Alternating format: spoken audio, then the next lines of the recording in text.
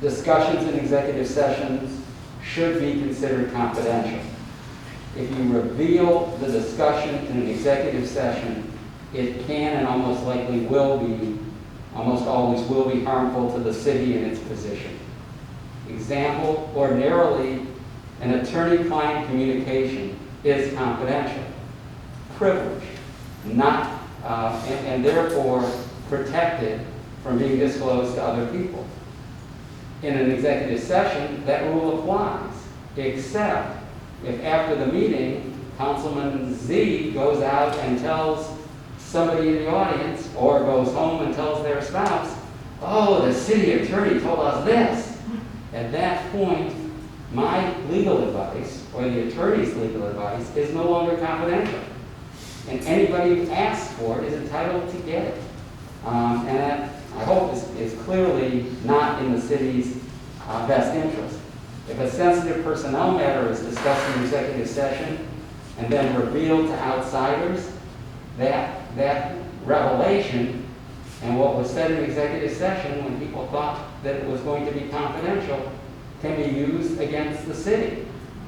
If the city discusses the potential value of some property that it either wants to buy or sell, and then that discussion is broadcast outside the executive session, the city's bargaining position is damaged, and you'll either pay too much or not get enough in that real estate transaction.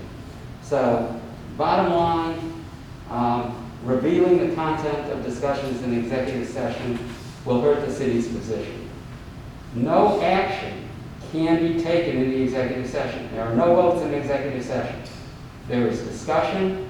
It can be an attempt to reach a consensus.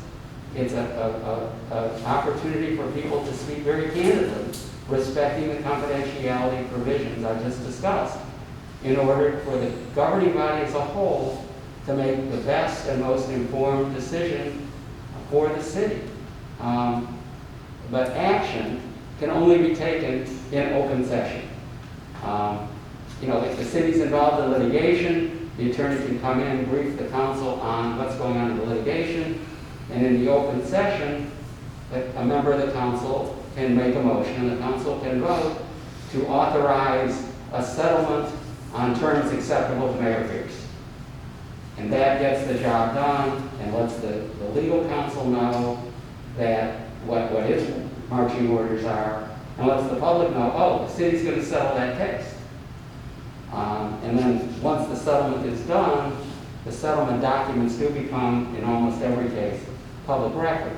But again, we want to preserve the city's ability to get the best result possible. There are criminal violations, criminal penalties for certain violations of the Open Meetings Act. If you participated in improper closed session, so you want to talk about something in closed session that the Act does not allow you to do that, that is a misdemeanor. And if charged and if convicted, the penalty is a fine of between $100 and $500 and or confinement for 1 month to 6 months in the county jail. Actions taken in violation of the Open Meetings Act are subject to being voided.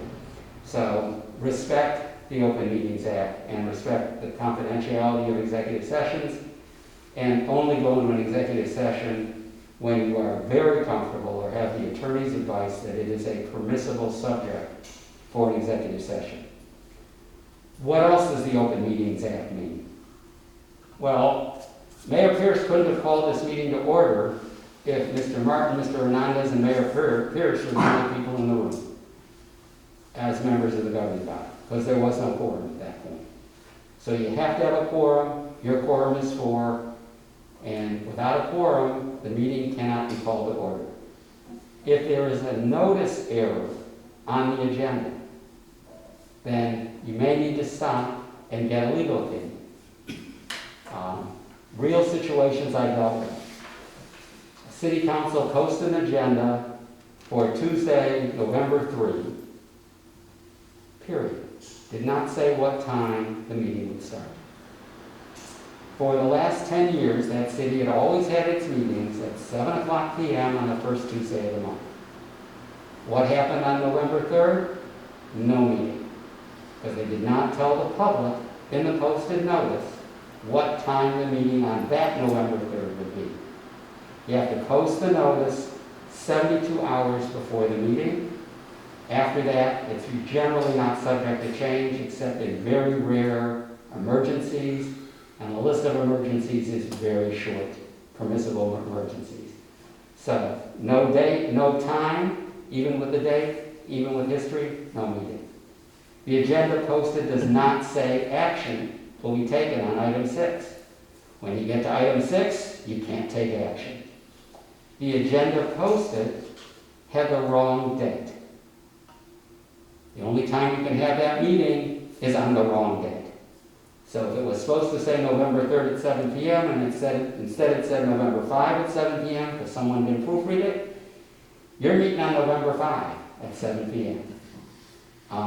And of course, usually that means there's just no meeting, but you have to do what the agenda says you're going to do because the act requires the agenda to tell the public when, where, when by date and hour, where by place, and what you're going to talk about by subject has to be on the agenda. The agenda has to be posted at least 72 hours before the meeting.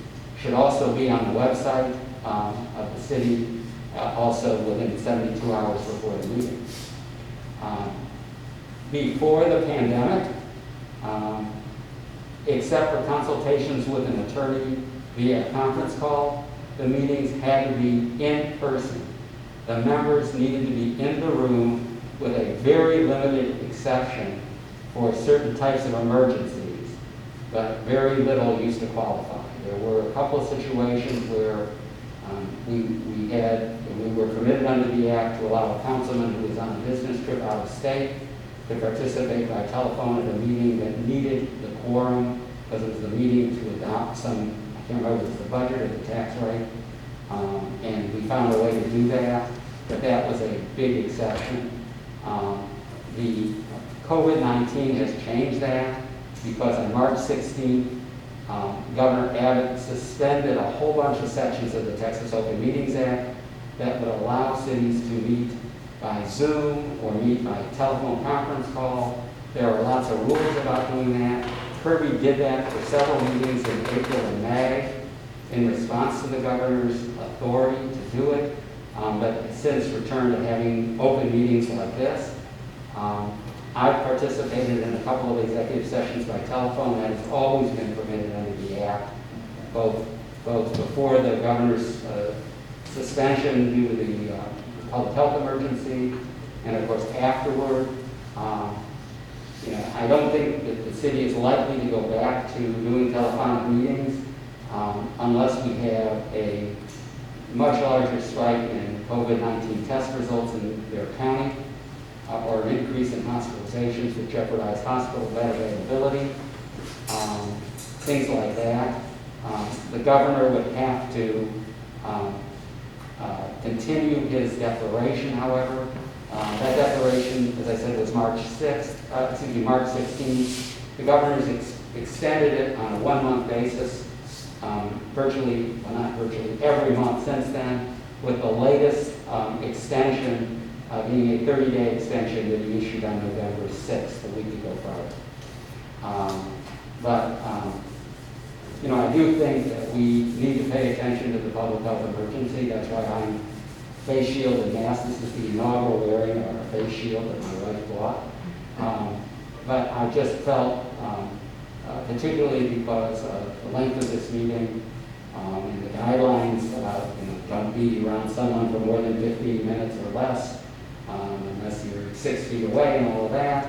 It just made sense to, as I said to my doctor yesterday, respect the virus. She agreed. So that's why we're here. I think the city of Kirby does a good job in protecting people. When Patty changed the batteries, she sprayed down the hose, as an example. So I think you all have these boxes of face masks. I think you're doing what you can to help protect yourself, and of equal importance, protect your employees and members of the public. That's a critical action. Before you go to the next thing, if you'll just touch on, because I know even though council returned to in-person meetings and most of our boards and commissions, but with that extension, it still does allow city boards and commissions and committees to meet by Zoom, which we do have one that has continued to do that. Yes, until the governor changes his orders. And the governor's office informally has indicated there's not going to be any change anytime soon. My guess is that it'll still be a 30-day extension, that he won't extend it for more than 30 days at a time, and that if, as and when, the vaccine is available, or if there is some breakthrough on a good treatment for this virus, he'll continue to extend it on a 30-day basis. There hasn't been much pushback on that. The pushback has been more about when to open or close bars and telling us all we're supposed to be wearing these face coverings and stuff like that. But there was a time in May when we weren't sure. And I know that I had discussions with Ms. Vernon and with another city I represent, both of whom had meetings within days after the current extension was going to expire. And the night before one of those meetings, the governor's office announced the extension of the 30-day authority to hold meetings by Zoom or telephone conference calls. I think it's a great option, but I think it's an option that ought to be considered individually by each city, looking at its circumstances and the ability of making sure that you can have citizens participate and at the same time feel safe, and for you all to feel safe. It's just a situation we've never had before, that even though the scientists have been working on this for 10 or 11 months, there is no cure, at least not yet. And so the vaccine is our best hope, and face coverings and face shields and all of this are all part of that equation. So again, I think, seeing the face masks, seeing everybody masked up, everybody staying a good social distance away from each other, we're doing all the things we can do. And as a city, you're looking out for yourselves, you're looking out for your staff, you're looking out for your citizens. Critical actions. What to expect and when to expect.